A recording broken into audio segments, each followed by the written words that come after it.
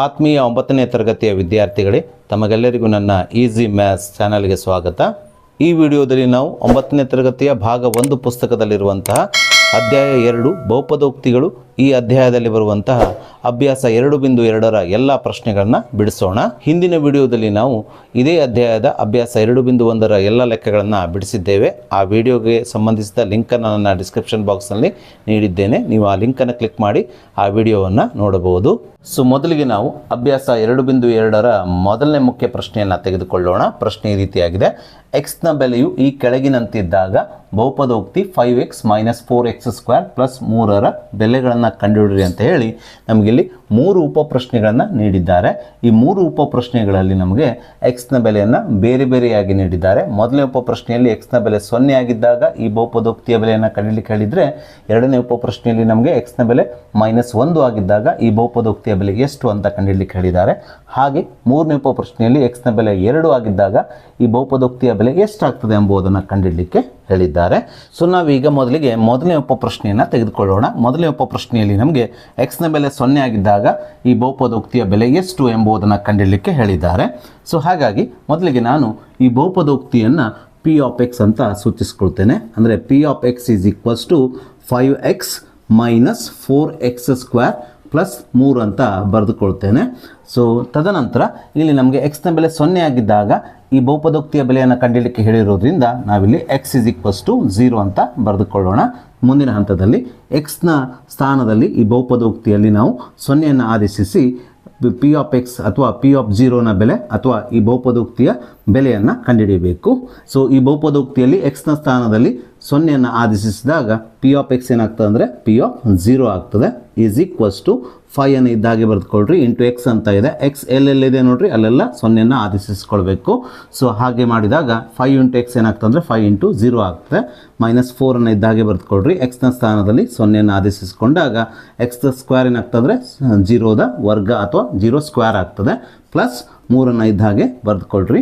ಮುಂದಿನ ಹಂತದಲ್ಲಿ 5 × 0 ಏನಾಗ್ತದೆ ಅಂದರೆ 0 ಆಗ್ತದೆ. ಯಾಕಂದರೆ 0ಗೆ ಯಾವುದೇ ಸಂಖ್ಯೆಯಿಂದ ಗುಣಿಸಿದಾಗ ಅಥವಾ ಯಾವುದೇ ಒಂದು ಸಂಖ್ಯೆಗೆ 0ಯಿಂದ ಗುಣಿಸಿದಾಗ ಉತ್ತರ ಏನು ಬರ್ತದೆ ರೀ, 0ನೇ ಬರೋದ್ರಿಂದ ಇಲ್ಲಿ 5 × 0 ಏನಾಗ್ತದೆ 0 ಆಗ್ತದೆ.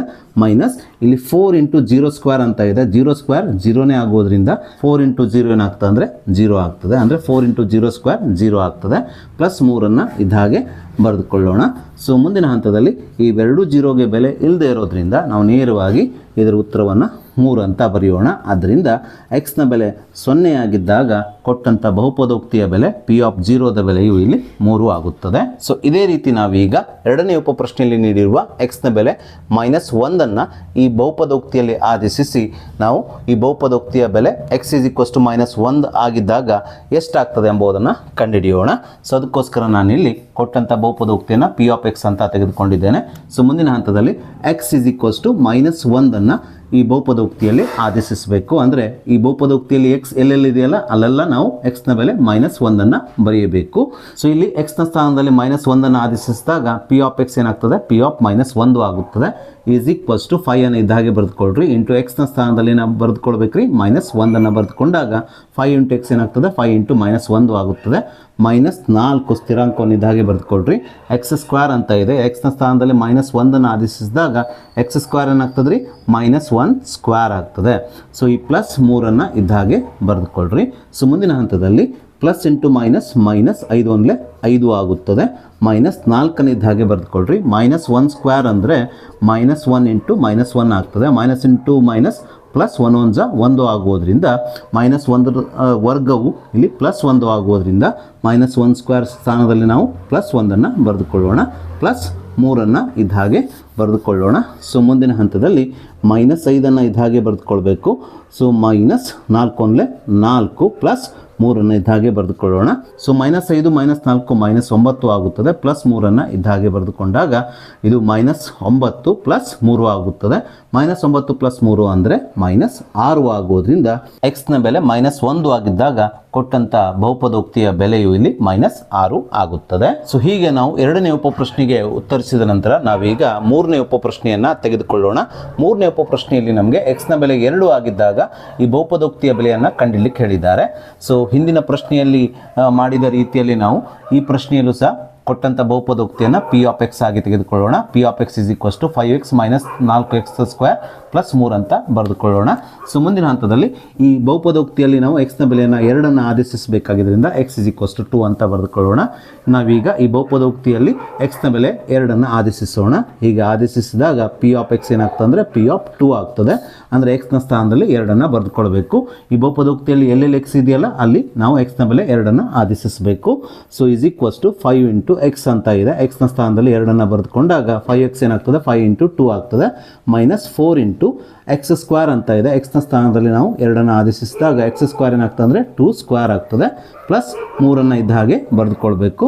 ಸೊ ಮುಂದಿನ ಹಂತದಲ್ಲಿ 5 2s 10 ಆಗ್ತದೆ ಮೈನಸ್ 4 ಇದ್ದ ಹಾಗೆ ಬರೆದುಕೊಳ್ರಿ. 2² ಅಂದರೆ 2 2s 4 ಆಗ್ತದೆ. ಅಂದರೆ 2 ವರ್ಗ ಅಂದರೆ 2 ಗುಣಿಸು 2 4 ಆಗುವುದರಿಂದ ಇದು 4 ಗುಣಿಸು 4 ಆಗುತ್ತದೆ ಪ್ಲಸ್ 3 ಇದ್ದ ಹಾಗೆ ಬರೆದುಕೊಳ್ಳೋಣ.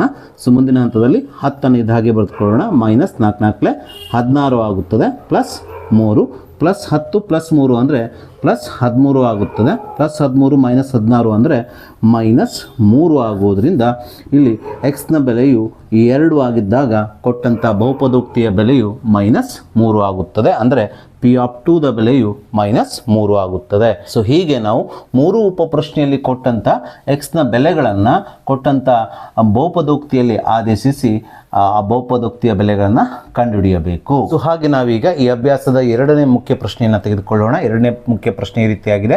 ಈ ಕೆಳಗಿನ ಪ್ರತಿಯೊಂದು ಬಹುಪದೋಕ್ತಿಗೂ ಪಿ ಆಫ್ 0, ಪಿ ಆಫ್ 1 ಮತ್ತು ಪಿ ಆಫ್ 2ಗಳ ಬೆಲೆಗಳನ್ನು ಕಂಡುಹಿಡಿಯಿರಿ ಅಂತ ಹೇಳಿ ನಮಗೆ ಇಲ್ಲಿ 4 ಉಪಪ್ರಶ್ನೆಗಳನ್ನು ನೀಡಿ ಈ 4 ಉಪಪ್ರಶ್ನೆಗಳಲ್ಲಿ 4 ಬಹುಪದೋಕ್ತಿಗಳನ್ನು ನೀಡಿದ್ದಾರೆ.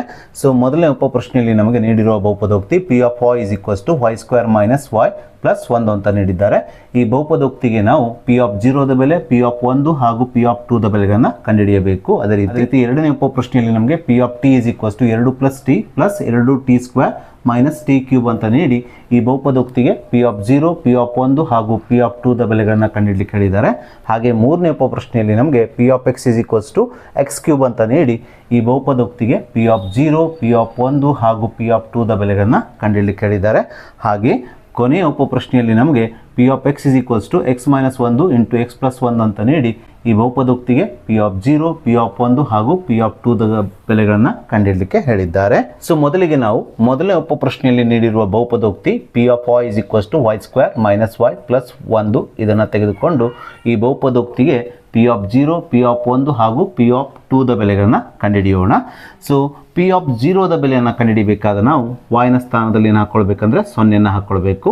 ಸೊ ಈ ಬಹುಪದೋಕ್ತಿಯಲ್ಲಿ y ಎಲ್ಲೆಲ್ಲಿದೆ ನೋಡ್ರಿ ಅಲ್ಲಿ 0ಯನ್ನು ಆದೇಶಿಸಿದಾಗ ನಮಗೆ ಪಿ ಆಫ್ 0ದ ಬೆಲೆ ಸಿಗುತ್ತದೆ. ಅದಕ್ಕೋಸ್ಕರ ನಾನಿಲ್ಲಿ y ನ ಸ್ಥಾನದಲ್ಲಿ 0ವನ್ನು ಆದೇಶಿಸಿಕೊಂಡಿದ್ದೇನೆ.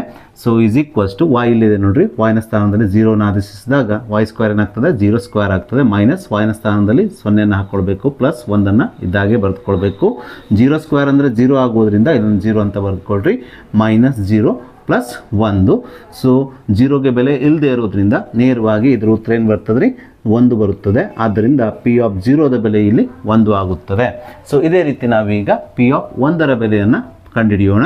ಪಿ ಆಫ್ 1ರ ಬೆಲೆಯನ್ನು ನಾವು ಕಂಡುಹಿಡಿಬೇಕಾದ್ರೆ y ನ ಸ್ಥಾನದಲ್ಲಿ ಈ ಬಹುಪದೋಕ್ತಿಯಲ್ಲಿರುವ ಚರಾಕ್ಷರ y ನ ಸ್ಥಾನದಲ್ಲಿ 1ನ್ನು ಆದೇಶಿಸಿಕೊಳ್ಬೇಕು. y ನ ಸ್ಥಾನದಲ್ಲಿ 1ನ್ನು ಬರೆದುಕೊಂಡಿದ್ದೇನೆ. ಇಸ್ ಈಕ್ವಲ್ಸ್ ಟು y ನ ಸ್ಥಾನದಲ್ಲಿ 1, 1ರ ವರ್ಗ ಮೈನಸ್ y ನ ಸ್ಥಾನದಲ್ಲಿ 1ನ್ನು ಬರೆದುಕೊಂಡಾಗ ಮೈನಸ್ y ಏನಾಗ್ತದೆ ಮೈನಸ್ 1 ಆಗುತ್ತದೆ. ಈ ಪ್ಲಸ್ 1ನ್ನು ಇದ್ದ ಹಾಗೆ ಬರೆದುಕೊಳ್ಬೇಕು. ಇಲ್ಲಿ ಮೈನಸ್ 1 ಪ್ಲಸ್ 1 ಕ್ಯಾನ್ಸಲ್ ಆಗುತ್ತದೆ. 1ರ ವರ್ಗ ಅಂದರೆ 1ರ ಸ್ಕ್ವೇರ್ ಅಂದರೆ 1 ಆಗುವುದರಿಂದ ಇಲ್ಲಿ ಪಿ ಆಫ್ 1ರ ಬೆಲೆ ಏನಾಗ್ತದೆ ಅಂದರೆ 1 ಆಗುತ್ತದೆ. ಇದೇ ರೀತಿ ನಾವೀಗ ಪಿ ಆಫ್ 2ದ ಬೆಲೆಯನ್ನು ಕಂಡುಹಿಡಿಯೋಣ. ಪಿ ಆಫ್ 2ದ ಬೆಲೆಯನ್ನು ಕಂಡುಹಿಡಿಬೇಕಾದ ನಾವು y ನ ಸ್ಥಾನದಲ್ಲಿ ಕೊಟ್ಟಂಥ ಬಹುಪದೋಕ್ತಿ p of y is equals to y² minus y plus 1ರಲ್ಲಿ y ನ ಸ್ಥಾನದಲ್ಲಿ ಎಷ್ಟನ್ನು ಆದೇಶಿಸಬೇಕು 2ನ್ನು ಆದೇಶಿಸಬೇಕು. ಈ y ನ ಸ್ಥಾನದಲ್ಲಿ 2ನ್ನು ಆದೇಶಿಸಿದಾಗ ಪಿ ಆಫ್ y ಏನಾಗ್ತದೆ ಪಿ ಆಫ್ 2 ಆಗ್ತದೆ. ಈಸ್ ಈಕ್ವಲ್ಸ್ ಟು y ನ ಸ್ಥಾನದಲ್ಲಿ ಏನು ಹಾಕೋಬೇಕು 2ನ್ನು ಹಾಕಿದಾಗ y² ಏನಾಗ್ತದೆ 2² ಆಗ್ತದೆ ಮೈನಸ್ y ನ ಸ್ಥಾನದಲ್ಲಿ 2ನ್ನು ಆದೇಶಿಸಬೇಕು. ಸೊ ಮೈನಸ್ y ಏನಾಗ್ತದೆ 2ನ್ನು y ನ ಸ್ಥಾನದಲ್ಲಿ ಆದೇಶಿಸಿದಾಗ ಮೈನಸ್ y ಮೈನಸ್ 2 ಆಗ್ತದೆ. ಈ ಪ್ಲಸ್ 1ನ್ನು ಇದ್ದ ಹಾಗೆ ಬರೆದುಕೊಳ್ಬೇಕು. 2² ಅಂದರೆ 4 ಆಗ್ತದೆ. ಮೈನಸ್ 2 ಪ್ಲಸ್ 1 ಅಂದರೆ ಮೈನಸ್ 1 ಆಗುತ್ತದೆ. 4 ಮೈನಸ್ 1 ಅಂದರೆ 3 ಆಗುವುದರಿಂದ ಇಲ್ಲಿ ಪಿ ಆಫ್ 2ದ ಬೆಲೆಯು ಪ್ಲಸ್ 3 ಆಗುತ್ತದೆ. ಹೀಗೆ ನಾವು ಕೊಟ್ಟಂಥ ಬಹುಪದೋಕ್ತಿ ಪಿ ಆಫ್ yಗೆ ಪಿ ಆಫ್ 0, ಪಿ ಆಫ್ 1 ಹಾಗೂ ಪಿ ಆಫ್ 2ದ ಬೆಲೆಗಳನ್ನು ಕಂಡುಹಿಡಿಯಬೇಕು. ಸೊ ಇದೇ ರೀತಿ ನಾವೀಗ ಎರಡನೇ ಉಪಪ್ರಶ್ನೆಯಲ್ಲಿ ನೀಡಿರುವ ಬಹುಪದೋಕ್ತಿ p of t is equals to 2 plus T plus 2t² minus t cube ಈ ಬಹುಪದೋಕ್ತಿಯನ್ನು ತೆಗೆದುಕೊಂಡು ಈ ಬಹುಪದೋಕ್ತಿಯಲ್ಲಿರುವ ಚರಾಕ್ಷರ ಟಿನ ಸ್ಥಾನದಲ್ಲಿ 0, 1 ಮತ್ತು 2 ಆದೇಶಿಸಿ ಪಿ ಆಫ್ 0, ಪಿ ಆಫ್ 1 ಹಾಗೂ ಪಿ ಆಫ್ 2ದ ಬೆಲೆಗಳನ್ನು ಕಂಡುಹಿಡಿಯೋಣ. ಅದಕ್ಕೋಸ್ಕರ ನಾನಿಲ್ಲಿ P of T is equals to 2 plus T plus 2t² minus T cube ಅಂತ ಬರೆದುಕೊಂಡಿದ್ದೇನೆ. ಸೊ ನಾನೀಗ ಪಿ ಆಫ್ 0 ಅನ್ನು ಕಂಡುಹಿಡಿಯಲಿಕ್ಕೆ ಹೋಗ್ತಾ ಇದ್ದೇನೆ. ಪಿ ಆಫ್ 0 ಅನ್ನು ಕಂಡುಹಿಡಿಯಬೇಕಾದ್ರೆ ನಾವು ಟಿನ ಸ್ಥಾನದಲ್ಲಿ ಚರಾಕ್ಷರ ಟಿನ ಸ್ಥಾನದಲ್ಲಿ 0ನ ಆದೇಶಿಸ್ಕೊಳ್ಬೇಕು. ಸೊ 2ನ ಇದ್ದ ಹಾಗೆ ಬರೆದುಕೊಳ್ರಿ, ಇಲ್ಲಿ ಟಿನ ಸ್ಥಾನದಲ್ಲಿ 0ನ ಬರೆದುಕೊಳ್ರಿ, ಪ್ಲಸ್ 2ನ ಇದ್ದ ಹಾಗೆ ಬರೆದುಕೊಳ್ರಿ, ಇಲ್ಲಿ ಟಿನ ಸ್ಥಾನದಲ್ಲಿ 0ನ ಬರೆದುಕೊಂಡಾಗ t² ಏನಾಗ್ತದೆ 0² ಆಗ್ತದೆ, ಮೈನಸ್ ಇಲ್ಲೂ ಸಹ ಟಿ ಇದೆ, ಟಿನ ಸ್ಥಾನದಲ್ಲಿ ನಾವು 0ನ ಬರೆದುಕೊಳ್ಬೇಕು. ಟಿ ಎಲ್ಲೆಲ್ಲಿದೆ ನೋಡ್ರಿ ಚರಾಕ್ಷರ, ಅಲ್ಲಿ ಆ ಟಿನ ಸ್ಥಾನದಲ್ಲಿ ನಾವು ಏನು ಬರೆದುಕೊಳ್ಬೇಕು ರೀ 0ನ ಬರೆದುಕೊಂಡಾಗ ನಮಗೆ ಪಿ ಆಫ್ 0ದ ಬೆಲೆ ಸಿಗುತ್ತದೆ. ಸೊ ಮೈನಸ್ ಟಿ ಕ್ಯೂಬ್ ಏನಾಗ್ತದೆ, ಟಿನ ಸ್ಥಾನದಲ್ಲಿ 0ನ ಬರೆದುಕೊಂಡಾಗ 0 ಕ್ಯೂಬ್ ಆಗ್ತದೆ. ಸೊ ಮುಂದಿನ ಹಂತದಲ್ಲಿ ಈ 2ನ ಇದ್ದ ಹಾಗೆ ಬರೆದುಕೊಳ್ರಿ, ಪ್ಲಸ್ 0ಗೆ ಬೆಲೆ ಇಲ್ಲ. ಸೊ 0ನ ಇದ್ದ ಹಾಗೆ ಬರೆದುಕೊಂಡ್ರೂ ನಡೀತದೆ, ಅಥವಾ 0ನ ಬರೆದಿದ್ರೂ ನಡೀತದೆ. ಸೊ 2 ಇಂಟು 0² 0ನೇ ಆಗೋದ್ರಿಂದ 2 ಇಂಟು 0 ಆಗ್ತದೆ, ಮೈನಸ್ 0 ಕ್ಯೂಬ್ ಅಂದರೆ 0 ಇಂಟು 0 ಇಂಟು 0. 0ನ್ನು ಎಷ್ಟೇ ಬಾರಿ ಗುಣಿಸಿದ್ರು ಬೆಲೆ ಏನು ಬರ್ತದೆ ರೀ 0ನೇ ಬರೋದ್ರಿಂದ 0 ಕ್ಯೂಬ್ ಸ್ಥಾನದಲ್ಲಿ ನಾವು 0ನ್ನು ಬರೆದುಕೊಳ್ಳೋಣ. ಸೊ ಮುಂದಿನ ಹಂತದಲ್ಲಿ ಈ 2ನ ಇದ್ದ ಹಾಗೆ ಬರೆದುಕೊಳ್ಳೋಣ. 0 ಬೆಲೆ ಇಲ್ಲ, ಬರೀಬೇಕಂತೇನಿಲ್ಲ. ಹಾಗೆ 2 ಇಂಟು 0 ಅಂದರೆ 0ನೇ ಆಗ್ತದೆ, ಇದನ್ನು ಬರೀಬೇಕಂತೇನಿಲ್ಲ. ಹಾಗೆ 0 ಇದಕ್ಕೂ ಸಹ ಬೆಲೆ ಇಲ್ಲದೆ ಇರೋದ್ರಿಂದ ಈ 0ವನ್ನು ನಾವು ಇಲ್ಲಿ ಬರೆಯೋದು ಬೇಡ. ಹಾಗಾಗಿ ಇಲ್ಲಿ ಪಿ ಆಫ್ 0ದ ಬೆಲೆ ಏನು ಉಳಿಯುತ್ತದೆ 2 ಮಾತ್ರ ಉಳಿಯುತ್ತದೆ. ಆದ್ದರಿಂದ ಇಲ್ಲಿ ಪಿ ಆಫ್ 0ನ ಬೆಲೆ 2 ಆಗುತ್ತದೆ. ಇದೇ ರೀತಿ ನಾವೀಗ ಪಿ ಆಫ್ 1ರ ಬೆಲೆಯನ್ನು ಈ ಪಿ ಆಫ್ ಟಿಗೆ ಕಂಡುಹಿಡಿಯೋಣ. ಸೊ ಪಿ ಆಫ್ 1ರ ಬೆಲೆಯನ್ನು ಪಿ ಆಫ್ ಟಿಗೆ ಕಂಡುಹಿಡಿಯಬೇಕಾದ್ರೆ ಟಿನ ಸ್ಥಾನದಲ್ಲಿ ಹಾಕೋಬೇಕು ರೀ, 1ನ್ನು ಆದೇಶಿಸಬೇಕು. ಈ ಬಹುಪದೋಕ್ತಿ ಪಿ ಆಫ್ ಟಿ ದಲ್ಲಿ ಎಲ್ಲಿ ಟಿ ಇದೆಯಲ್ಲ ಅಲ್ಲೆಲ್ಲ ನಾವೇನನ್ನು ಆದೇಶಿಸ್ಕೊಳ್ಬೇಕು, 1ನ್ನು ಆದೇಶಿಸಿಕೊಂಡಾಗ ನಮಗೆ ಪಿ ಆಫ್ 1ರ ಬೆಲೆ ಸಿಗುತ್ತದೆ. ಅದಕ್ಕೋಸ್ಕರ ನಾನಿಲ್ಲಿ ಟಿನ ಸ್ಥಾನದಲ್ಲಿ 1ನ್ನು ಬರೆದುಕೊಂಡಿದ್ದೇನೆ. ಈಸ್ ಈಕ್ವಲ್ಸ್ ಟು 2ನ ಇದ್ದ ಹಾಗೆ ಬರೆದುಕೊಳ್ರಿ, ಪ್ಲಸ್ ಇಲ್ಲಿ ಟಿ ಇದೆ ನೋಡ್ರಿ, ಟಿ ಇದ್ದಲ್ಲಿ ಏನು ಹಾಕ್ಕೊಳ್ಬೇಕು 1ನ್ನು ಬರೆದುಕೊಳ್ಬೇಕು, ಪ್ಲಸ್ 2t² ಅಂತ ಇದೆ. 2 ಇಂಟು t² ಅಂದರೆ ಟಿನ ಬೆಲೆ 1, 1ರ ವರ್ಗವಾಗುತ್ತದೆ, ಮೈನಸ್ ಇಲ್ಲಿ ಟಿ ಕ್ಯೂಬ್ ಅಂತ ಇದೆ. ಟಿನ ಸ್ಥಾನದಲ್ಲಿ 1ನ್ನು ಬರೆದುಕೊಂಡಾಗ ಟಿ ಕ್ಯೂಬ್ ಏನಾಗ್ತದೆ 1ರ ಕ್ಯೂಬ್ ಆಗ್ತದೆ. ಸೊ ಮುಂದಿನ ಹಂತದಲ್ಲಿ 2 ಪ್ಲಸ್ 1 3 ಪ್ಲಸ್ 2 ಗುಣಿಸು 1ರ ವರ್ಗ ಅಂದರೆ 1 ಗುಣಿಸು 1 ಆಗೋದ್ರಿಂದ 1 ಇಂಟು 1 ಒಂದೇ ಆಗೋದ್ರಿಂದ ಇಲ್ಲಿ 1ರ ವರ್ಗದ ಸ್ಥಾನದಲ್ಲಿ 1² ಸ್ಥಾನದಲ್ಲಿ 1ನ್ನು ಬರೆದುಕೊಳ್ಬೇಕು.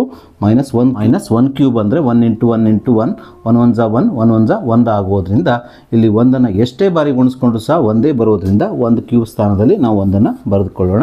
ಸೊ ಮುಂದಿನ ಹಂತದಲ್ಲಿ ಸೊ 3ನ್ನು ಇದ್ದಾಗೆ ಬರೆದುಕೊಳ್ಳೋಣ. 2 ಅಂದರೆ 2 ಆಗುತ್ತದೆ, ಮೈನಸ್ 1. ಸೊ 3 ಪ್ಲಸ್ 2 ಅಂದರೆ 5, 5 ಮೈನಸ್ 1 ಅಂದರೆ 4 ಆಗೋದ್ರಿಂದ ಇಲ್ಲಿ ಪಿ ಆಫ್ 1ರ ಬೆಲೆಯು 4 ಆಗುತ್ತದೆ. ಸೊ ಹೀಗೆ ನಾವು ಪಿ ಆಫ್ 1ರ ಬೆಲೆಯನ್ನು ಕಂಡುಹಿಡಿದ ನಂತರ ಈ ಬಹುಪದೋಕ್ತಿಗೆ ನಾವು ಪಿ ಆಫ್ 2ದ ಬೆಲೆಯನ್ನು ಟಿನ ಸ್ಥಾನದಲ್ಲಿ 2ನ್ನು ಆದೇಶಿಸಿ ಕಂಡುಹಿಡಿಯೋಣ. So P of 2 is equals to ಎಲ್ಲೆಲ್ಲಿ ಟಿ ಇದೆ ನೋಡಿ ಚರಾಕ್ಷರ ಅಲ್ಲಿ ನಾವು ಏನು ಹಾಕ್ಕೊಳ್ಬೇಕು ರೀ 2ನ್ನು ಆದೇಶಿಸ್ಕೊಳ್ಬೇಕು. 2ನ್ನು ಇದ್ದ ಹಾಗೆ ಬರೆದುಕೊಳ್ಳಿ, ಪ್ಲಸ್ ಟಿನ ಸ್ಥಾನದಲ್ಲಿ 2ನ್ನು ಬರೆದುಕೊಳ್ಬೇಕು, ಪ್ಲಸ್ 2 ಗುಣಿಸು ಟಿದ ವರ್ಗ ಅಂತ ಇದೆ, ಟಿನ ಸ್ಥಾನದಲ್ಲಿ 2ನ್ನು ಬರೆದುಕೊಂಡಾಗ t² ಏನಾಗ್ತದೆ 2² ಆಗ್ತದೆ, ಮೈನಸ್ ಟಿನ ಸ್ಥಾನದಲ್ಲಿ ಏನು ಬರೆದುಕೊಳ್ಬೇಕು ರೀ 2ನ್ನು ಬರೆದುಕೊಂಡಾಗ ಟಿ ಕ್ಯೂಬ್ ಏನಾಗ್ತದೆ 2 ಕ್ಯೂಬ್ ಆಗ್ತದೆ. ಸೊ ಮುಂದಿನ ಹಂತದಲ್ಲಿ 2 ಪ್ಲಸ್ 2 4 ಆಗುತ್ತದೆ, ಪ್ಲಸ್ 2 ಗುಣಿಸು 2ರ ವರ್ಗ 2ರ ಸ್ಕ್ವೇರ್ ಅಂದರೆ 4 ಆಗುವುದರಿಂದ 2ರ ವರ್ಗದ ಸ್ಥಾನದಲ್ಲಿ 4ನ್ನು ಬರೆದುಕೊಡ್ರಿ, ಮೈನಸ್ 2 ಕ್ಯೂಬ್ ಅಂದರೆ 2 ಇಂಟು 2 ಇಂಟು 2 ಆಗ್ತದೆ. 2 2 ಜಾ 4, 4 2 ಜಾ 8 ಆಗೋದ್ರಿಂದ ಇಲ್ಲಿ ನಾವೇನು ಬರ್ಕೊಳ್ಬೇಕು 8ನ್ನು ಬರೆದುಕೊಳ್ಬೇಕು. ಸೊ ಮುಂದಿನ ಹಂತದಲ್ಲಿ 4ನ್ನು ಇದ್ದ ಹಾಗೆ ಬರೆದುಕೊಳ್ರಿ, ಪ್ಲಸ್ 4 2 8 ಆಗುತ್ತದೆ, ಮೈನಸ್ 8ನ್ನು ಇದ್ದ ಹಾಗೆ ಬರೆದುಕೊಳ್ರಿ, ಪ್ಲಸ್ 8 ಮೈನಸ್ 8 ಕ್ಯಾನ್ಸಲ್ ಆದಾಗ ಇಲ್ಲಿ ಉಳಿಯೋದು 4 ಮಾತ್ರ. ಆದ್ದರಿಂದ ಇಲ್ಲಿ ಪಿ ಆಫ್ 2ದ ಬೆಲೆಯು 4 ಆಗುತ್ತದೆ. ಸೊ ಹೀಗೆ ನಾವು ಎರಡನೇ ಉಪಪ್ರಶ್ನೆಯಲ್ಲಿ ನೀಡಿರುವ ಬಹುಪದೋಕ್ತಿ ಪಿ ಆಫ್ ಟಿಗೆ ಪಿ ಆಫ್ 0, ಪಿ ಆಫ್ 1 ಹಾಗೂ ಪಿ ಆಫ್ 2ದ ಬೆಲೆಗಳನ್ನು ಕಂಡುಹಿಡಿದ ನಂತರ ನಾವೀಗ ಮೂರನೇ ಉಪಪ್ರಶ್ನೆಯನ್ನು ತೆಗೆದುಕೊಳ್ಳೋಣ. ಸೊ ಮೂರನೇ ಉಪಪ್ರಶ್ನೆಯಲ್ಲಿ ನೀಡಿರುವ ಬಹುಪದೋಕ್ತಿ p of x is equals to x cube ಆಗಿದೆ. ಅದನ್ನು ನಾವಿಲ್ಲಿ ಬರೆದುಕೊಳ್ಳೋಣ.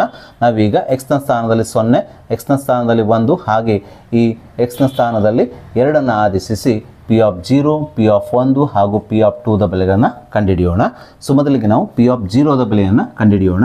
ಪಿ ಆಫ್ ಜೀರೋದ ಬೆಲೆಯನ್ನು ಕಂಡುಹಿಡಿಬೇಕಾದ್ರೆ ನಾವು ಎಕ್ಸ್ನ ಸ್ಥಾನದಲ್ಲಿ ಸೊನ್ನೆಯನ್ನು ಆದೇಶಿಸ್ಕೊಳ್ಬೇಕು. ಎಕ್ಸ್ನ ಸ್ಥಾನದಲ್ಲಿ ಸೊನ್ನೆ ಹಾಕಿದಾಗ ಪಿ ಆಫ್ ಎಕ್ಸ್ ಏನಾಗ್ತದೆ, ಪಿ ಆಫ್ ಜೀರೋ ಆಗ್ತದೆ. ಈಸ್ ಈಕ್ವಲ್ಸ್ ಟು ಇಲ್ಲಿ ಎಕ್ಸ್ ಇದೆ, ಎಕ್ಸ್ನ ಸ್ಥಾನದಲ್ಲಿ ಸೊನ್ನೆಯನ್ನು ಆದೇಶಿಸಿದಾಗ ಎಕ್ಸ್ ಕ್ಯೂಬ್ ಏನಾಗ್ತದೆ, 0 ಕ್ಯೂಬ್ ಆಗ್ತದೆ.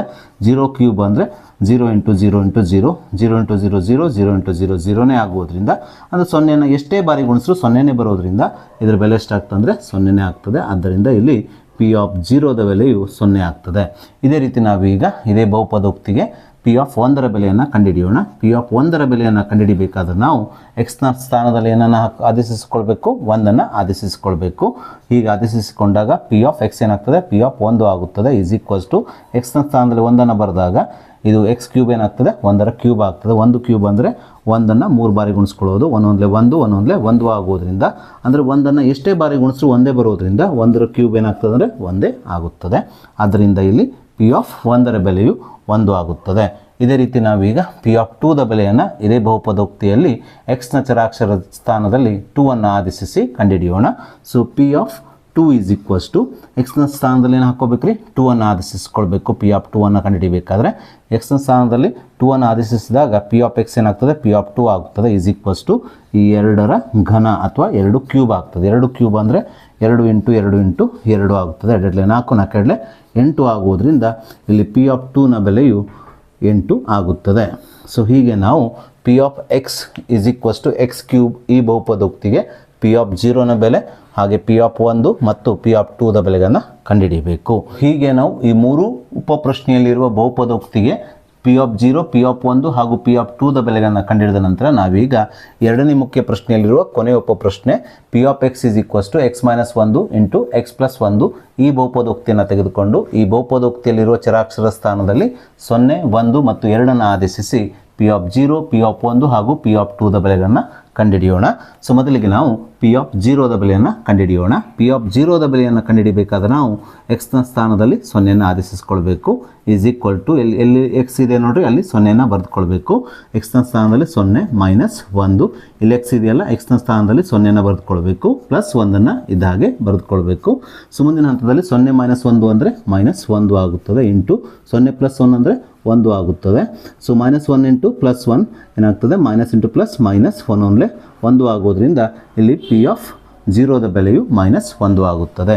ಸೊ ಹೀಗೆ ನಾವು ಪಿ ಆಫ್ 0ದ ಬೆಲೆಯನ್ನು ಕಂಡುಹಿಡಿದ ನಂತರ ನಾವೀಗ ಈ ಬಹುಪದೋಕ್ತಿಗೆ ಪಿ ಆಫ್ 1ರ ಬೆಲೆಯನ್ನು ಎಕ್ಸ್ನ ಸ್ಥಾನದಲ್ಲಿ 1ಅನ್ನು ಆದೇಶಿಸಿ ಕಂಡುಹಿಡಿಯೋಣ. So P of 1 is equals to ಎಕ್ಸ್ನ ಸ್ಥಾನದಲ್ಲಿ 1ಅನ್ನು ಬರೆದುಕೊಳ್ಬೇಕು. ಈಸ್ ಈಕ್ವಲ್ಸ್ ಟು ಎಕ್ಸ್ನ ಸ್ಥಾನದಲ್ಲಿ 1ಅನ್ನು ಬರೆದುಕೊಂಡಾಗಿದೆ 1 ಮೈನಸ್ 1 ಆಗುತ್ತದೆ, ಇಂಟು 1 ಪ್ಲಸ್ 1 ಆಗುತ್ತದೆ. ಎಕ್ಸ್ನ ಸ್ಥಾನದಲ್ಲಿ 1ಅನ್ನು ಬರೆದುಕೊಂಡಾಗ ಎಕ್ಸ್ ಪ್ಲಸ್ 1 1 ಪ್ಲಸ್ 1 ಆಗುತ್ತದೆ. 1 ಮೈನಸ್ 1 ಅಂದರೆ 0 ಆಗುತ್ತದೆ, ಇಂಟು 1 ಪ್ಲಸ್ 1 2 ಆಗುತ್ತದೆ. 0 ಇಂಟು 2 ಅಂದರೆ 0ನೇ ಆಗುವುದರಿಂದ ಇಲ್ಲಿ ಪಿ ಆಫ್ 1ರ ಬೆಲೆಯು 0 ಆಗುತ್ತದೆ. ಹೀಗೆ ನಾವು ಪಿ ಆಫ್ 1ರ ಬೆಲೆಯನ್ನು ಕಂಡುಹಿಡಿದ ನಂತರ ನಾವೀಗ ಪಿ ಆಫ್ 2ದ ಬೆಲೆಯನ್ನು ಕಂಡುಹಿಡಿಯೋಣ. ಪಿ ಆಫ್ 2ದ ಬೆಲೆಯನ್ನು ಕಂಡುಹಿಡಿಯಬೇಕಾದ್ರೆ ನಾವು ಎಕ್ಸ್ನ ಸ್ಥಾನದಲ್ಲಿ ಆದೇಶಿಸ್ಕೊಳ್ಬೇಕು, 2ಅನ್ನು ಆದೇಶಿಸ್ಕೊಳ್ಬೇಕು. ಹೀಗೆ ಆದೇಶಿಸಿಕೊಂಡಾಗ ಪಿ ಆಫ್ ಎಕ್ಸ್ ಏನಾಗ್ತದೆ, ಪಿ ಆಫ್ 2 ಆಗ್ತದೆ. ಈಸ್ ಈಕ್ವಲ್ಸ್ ಟು ಇಲ್ಲಿ ಎಕ್ಸ್ ಇದೆಯಲ್ಲ ಎಕ್ಸ್ನ ಸ್ಥಾನದಲ್ಲಿ 2ಅನ್ನು ಬರೆದುಕೊಳ್ಬೇಕು, ಮೈನಸ್ 1 ಇಂಟು ಇಲ್ಲಿ ಎಕ್ಸ್ ಇದೆಯಲ್ಲ ಎಕ್ಸ್ನ ಸ್ಥಾನದಲ್ಲಿ 2ಅನ್ನು ಆದೇಶಿಸಿಕೊಳ್ಬೇಕು, ಪ್ಲಸ್ 1ಅನ್ನು ಇದ್ದ ಹಾಗೆ ಬರೆದುಕೊಳ್ಬೇಕು. 2 ಮೈನಸ್ 1 ಅಂದರೆ 1 ಆಗುತ್ತದೆ, ಇಂಟು 2 ಪ್ಲಸ್ 1 ಅಂದರೆ 3 ಆಗುವುದರಿಂದ ಸೊ ಇದು 1 ಗುಣಿಸು 3 ಆಗುತ್ತದೆ. 1 ಗುಣಿಸು 3 ಅಂದರೆ 3 ಆಗುವುದರಿಂದ ಇಲ್ಲಿ ಪಿ ಆಫ್ 2ನ ಬೆಲೆಯು 3 ಆಗುತ್ತದೆ. ಸೊ ಹೀಗೆ P of x is equals to x minus 1 into x plus 1 ಈ ಬಹುಪದೋಕ್ತಿಯಲ್ಲಿ ನಾವು ಎಕ್ಸ್ನ ಬೆಲೆ 0ಅನ್ನು ಆದೇಶಿಸಿದಾಗ ಪಿ ಆಫ್ 0ದ ಬೆಲೆ ಮೈನಸ್ 1, ಎಕ್ಸ್ನ ಬೆಲೆಯನ್ನು 1ಅನ್ನು ಆದೇಶಿಸಿದಾಗ ಪಿ ಆಫ್ 1ರ ಬೆಲೆ 0, ಹಾಗೆ ಎಕ್ಸ್ನ ಬೆಲೆ 2ಅನ್ನು ಈ ಬಹುಪದೋಕ್ತಿಯಲ್ಲಿ ಆದೇಶಿಸಿದಾಗ ಪಿ ಆಫ್ 2ದ ಬೆಲೆ 3 ಆಗುತ್ತದೆ. ಸೊ ಹಾಗೆ ನಾವೀಗ ಈ ಅಭ್ಯಾಸದ 3ನೇ ಮುಖ್ಯ ಪ್ರಶ್ನೆಯನ್ನು ತೆಗೆದುಕೊಳ್ಳೋಣ. ಪ್ರಶ್ನೆ ಈ ರೀತಿಯಾಗಿದೆ: ಈ ಕೆಳಗಿನವುಗಳು ಅವುಗಳೆದುರು ಸೂಚಿಸಿದ ಬಹುಪದೋಕ್ತಿಗಳ ಶೂನ್ಯತೆಗಳು ಎಂದು ಪರಿಶೀಲಿಸಿ ಅಂತ ಹೇಳಿ ಈ ರೀತಿಯ 8 ಉಪಪ್ರಶ್ನೆಗಳನ್ನು ನಮಗೆ ನೀಡಿದ್ದಾರೆ. ಸೊ ವಿದ್ಯಾರ್ಥಿಗಳೇ, ಯಾವುದೇ ಒಂದು ಸಂಖ್ಯೆಯು ಒಂದು ಬಹುಪದೋಕ್ತಿಯ ಶೂನ್ಯತೆ ಆಗಿರಬೇಕಾದ್ರೆ ಆ ಸಂಖ್ಯೆಯು ಆ ಬಹುಪದೋಕ್ತಿಯ ಬೆಲೆಯನ್ನು ಏನು ಮಾಡಬೇಕಂದ್ರೆ ಶೂನ್ಯವಾಗಿ ಮಾಡಬೇಕು. ಹಾಗಿದ್ದಾಗ ಮಾತ್ರ ಆ ಸಂಖ್ಯೆಯನ್ನು ನಾವು ಆ ಬಹುಪದೋಕ್ತಿಯ ಶೂನ್ಯತೆ ಅಂತ ಕರಿತೇವೆ. ಸೊ ನಮಗೆ ಇಲ್ಲಿ 8 ಈ ರೀತಿಯ ಬಹುಪದೋಕ್ತಿಯನ್ನು ನೀಡಿ ಅದರ ಮುಂದೆ ಅದಕ್ಕೆ ಸಂಬಂಧಪಟ್ಟಂಥ ಚರಾಕ್ಷರದ ಆ ಬಹುಪದೋಕ್ತಿಯಲ್ಲಿರುವ ಚರಾಕ್ಷರದ ಬೆಲೆಯನ್ನು ಕೊಟ್ಟಿದ್ದಾರೆ.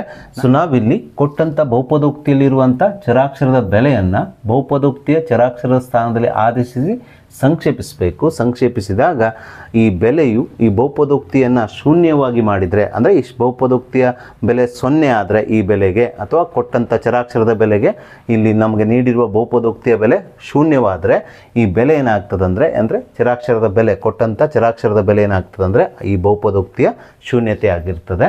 ಒಂದು ವೇಳೆ ಶೂನ್ಯ ಆಗಿಲ್ಲ ಅಂದರೆ ಕೊಟ್ಟಂಥ ಚರಾಕ್ಷರದ ಬೆಲೆ ಏನಾಗುವುದಿಲ್ಲ ಅಂದರೆ ಈ ಬಹುಪದೋಕ್ತಿಯ ಶೂನ್ಯತೆ ಆಗಿರೋದಿಲ್ಲ. ಸೊ ಇಷ್ಟು ಅಂಶವನ್ನು ತಿಳಿದುಕೊಂಡ ನಂತರ ನಾವೀಗ ಒಂದೊಂದೇ ಪ್ರಶ್ನೆಯನ್ನು ತೆಗೆದುಕೊಳ್ಳೋಣ. ಸೊ ಮೊದಲಿಗೆ ನಾವು ಮೊದಲನೇ ಉಪಪ್ರಶ್ನೆಯನ್ನು ತೆಗೆದುಕೊಳ್ಳೋಣ. ಮೊದಲನೇ ಉಪಪ್ರಶ್ನೆಯಲ್ಲಿ ನಮಗೆ P(x) = 3x + 1 ಈ ಬಹುಪದೋಕ್ತಿಯನ್ನು ನೀಡಿದ್ದಾರೆ. ಇಲ್ಲಿ ನೀಡಿರುವ ಚರಾಕ್ಷರದ ಬೆಲೆ x = -1/3 ಆಗಿದೆ. ನಾವೀಗ ಈ ಕೊಟ್ಟಂಥ ಬಹುಪದೋಕ್ತಿಯಲ್ಲಿರುವ ಚರಾಕ್ಷರದ ಬೆಲೆ x = -1/3 ಈ ಬಹುಪದೋಕ್ತಿಯಲ್ಲಿ ಆದೇಶಿಸಿ ಸಂಕ್ಷೇಪಿಸಬೇಕು. ಸಂಕ್ಷೇಪಿಸಿದಾಗ ಈ ಬಹುಪದೋಕ್ತಿಯ ಬೆಲೆಯು ಈ ಬೆಲೆಗೆ x = -1/3 ಬೆಲೆಗೆ 0 ಆಗಿದ್ದರೆ ಈ ಬೆಲೆ x = -1/3 ಏನಾಗಿರ್ತದೆ ಅಂದರೆ ಈ ಬಹುಪದೋಕ್ತಿಯ ಶೂನ್ಯತೆ ಆಗಿರ್ತದೆ, ಇಲ್ಲದಿದ್ದರೆ ಶೂನ್ಯತೆ ಆಗಿರೋದಿಲ್ಲ. ಸೊ ಮೊದಲಿಗೆ ನಾವು ಈ x = -1/3 ಈ ಬಹುಪದೋಕ್ತಿಯಲ್ಲಿರುವ ಚರಾಕ್ಷರ x ನ ಸ್ಥಾನದಲ್ಲಿ ಆದೇಶಿಸೋಣ. P(x) ನ ಸ್ಥಾನದಲ್ಲಿ -1/3 ಬರೆದುಕೊಳ್ಳೋಣ. = 3 ಇದ್ದ ಹಾಗೆ ಬರೆದುಕೊಳ್ಳೋಣ. x ನ ಸ್ಥಾನದಲ್ಲಿ -1/3 ಬರೆದುಕೊಳ್ಳೋಣ +1. ಸೊ ಇಲ್ಲಿ 3 ಕ್ಯಾನ್ಸಲ್ ಆಗ್ತದೆ, ಏನುಳಿಯುತ್ತದೆ -1 ಮಾತ್ರ ಉಳಿಯುತ್ತದೆ. +1 -1 + 1 ಅಂದರೆ 0 ಆಗುವುದರಿಂದ ಇಲ್ಲಿ ಸ್ಪಷ್ಟವಾಗಿ P(-1/3) ಬೆಲೆಯು 0 ಆಗ್ತದೆ. ಸೊ ಆದ್ದರಿಂದ ಇಲ್ಲಿ ಸ್ಪಷ್ಟವಾಗಿ ನಾವು ಕಾಣ್ತಾ ಇದ್ದೇವೆ x = -1/3 ನಾವು ಈ ಬಹುಪದೋಕ್ತಿಯಲ್ಲಿ ಆದೇಶಿಸಿದಾಗ ಈ ಬಹುಪದೋಕ್ತಿಯ ಬೆಲೆಯು ಶೂನ್ಯವಾಗುವುದರಿಂದ ಇಲ್ಲಿ ಸ್ಪಷ್ಟವಾಗಿ x = -1/3 ಏನಾಗ್ತದೆ ಅಂದರೆ ಈ ಬಹುಪದೋಕ್ತಿಯ ಶೂನ್ಯತೆ ಆಗಿರುತ್ತದೆ. ಅದನ್ನೇ ನಾವಿಲ್ಲಿ ಬರೆದುಕೊಳ್ಬೇಕು. ಆದ್ದರಿಂದ x = -1/3 ಇದು ಕೊಟ್ಟಂಥ ಬಹುಪದೋಕ್ತಿ P(x) ನ ಶೂನ್ಯತೆಯಾಗಿದೆ ಅಂತ ಇಲ್ಲಿ ಬರೆಯಬೇಕು. ಸೊ ಹೀಗೆ ನಾವು ಒಂದನೇ ಪ್ರಶ್ನೆಗೆ ಉತ್ತರವನ್ನು ಕಂಡುಕೊಂಡ ನಂತರ ನಾವೀಗ ಎರಡನೇ ಉಪಪ್ರಶ್ನೆಯನ್ನು ತೆಗೆದುಕೊಳ್ಳೋಣ. ಎರಡನೇ ಉಪಪ್ರಶ್ನೆಯಲ್ಲಿ ನೀಡಿರುವ ಬಹುಪದೋಕ್ತಿ P(x) = 5x - 5 ಆಗಿದೆ. ಸೊ ಇಲ್ಲಿ ನೀಡಿರುವ x ನ ಬೆಲೆ ಅಂದರೆ ಈ ಬಹುಪದೋಕ್ತಿಯಲ್ಲಿರುವ ಚರಾಕ್ಷರದ ಬೆಲೆ x = 4/5 ಆಗಿದೆ.